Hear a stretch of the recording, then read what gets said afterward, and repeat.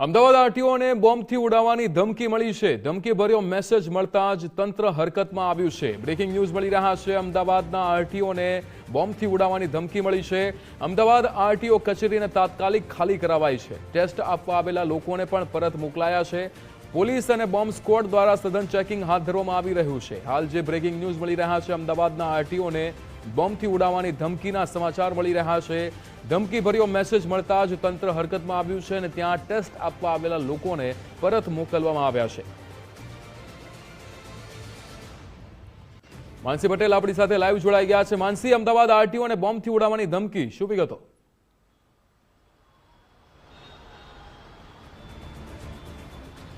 ચોક્કસથી અમદાવાદમાં કહી શકાય કે વધુ એક વખત બોમ્બથી ધમકી મળી છે અને આ ધમકીના આરટીઓમાં મળી છે અને તે ધમકીના કારણે જે આરટીઓ છે તે ખાલી કરાવવામાં આવ્યું છે। અમદાવાદમાં સુભાષ બ્રિજ ખાતે આવેલી આરટીઓ કચેરીના આ દ્રશ્યો છે કે હાલ અંદર કોઈને પ્રવેશ કરવામાં નથી આવી રહ્યો અને પોલીસ દ્વારા હાલ જે ટ્રેક છે તે પણ ખાલી કરી દેવામાં આવ્યો છે અને આ જે ઓફિસ છે તે પણ ખાલી કરી દેવામાં આવ્યો છે।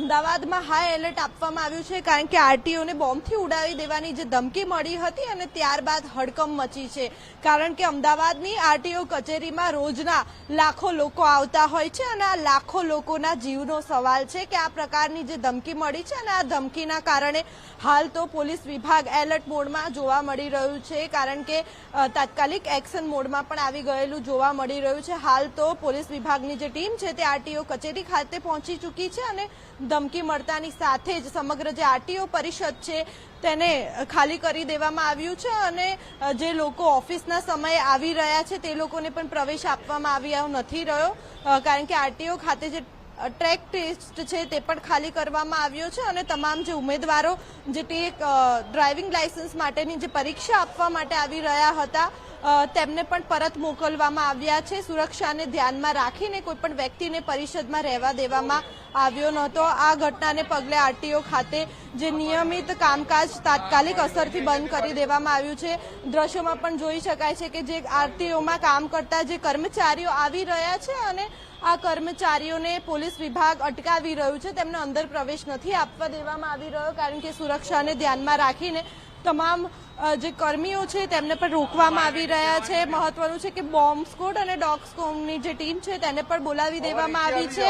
થોડીક જ ક્ષણમાં તેઓ આરટીઓ કચેરી ખાતે પહોંચશે અને સમગ્ર પરિષદમાં જે સઘન ચેકિંગ છે તે હાથ ધરવામાં આવશે। હાલ તો પોલીસ વિભાગ દ્વારા અંદર જે ચેકિંગ છે તે ચેકિંગ કરવામાં આવી રહ્યું છે। જો કે આ અંગે હજી સુધી કોને ધમકી મળી તે અંગે કહી શકાય કે શંકાસ્પદ વ્યક્તિ પકડાયો નથી, પરંતુ શંકાસ્પદ વસ્તુઓની પણ તપાસ માટે જે ડોગ સ્ક્વોડ છે તેની પણ તપાસ લેવામાં આવશે।